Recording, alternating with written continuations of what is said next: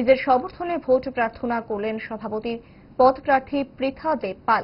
পৃথা দেবপাল সংবিধান মঞ্চের তরফে বার অ্যাসোসিয়েশনের নির্বাচনী লড়াই করছেন।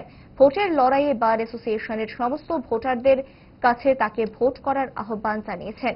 আগরতলার সংবাদ মাধ্যমের মুখোমুখি হয়ে প্রকাশ্যে ভোট প্রার্থনা করতে দেখা গেল সভাপতি পদপ্রার্থী পৃথা দেবপালকে। কি ছিল তার আবেদনে দেখুন। আমি খুব আনন্দিত এবং সাথে গর্বও বোধ করছি এজ এ মহিলা হিসেবে 125 বছরের ত্রিপুরা বার অ্যাসোসিয়েশন, এই অ্যাসোসিয়েশনে সেফ কনস্টিটিউশনের ফোরাম থেকে আমাকে সম্মানিত সবচেয়ে বড় পোস্ট সেক্রেটারি প্রেসিডেন্ট হিসাবে আমাকে নির্বাচিত করেছে। এতে আমি খুব আনন্দিত এবং গর্বিত। ভোটারদের কাছে আমি বিশ্বাস করি বার হচ্ছে একটা শৃঙ্খলাপূর্ণ পেশাদারিত্বের জায়গা, যেখানে আমরা সবাই সবার জন্য কাজ করতে পারি। এখানে অনেক সমস্যা থাকবেই, বিশেষ করে জুনিয়রদের সমস্যা আমরা সবাই জানি।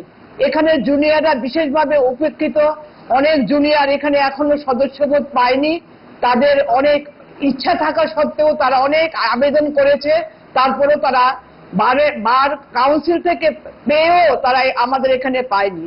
এখন যদি আমি পাই, এই পোস্টে আমি নির্বাচিত হলে পর আমার প্রথম কাজই হবে এই বারের জুনিয়র মেম্বারদেরকে তাদের সদস্যপদ দেওয়া।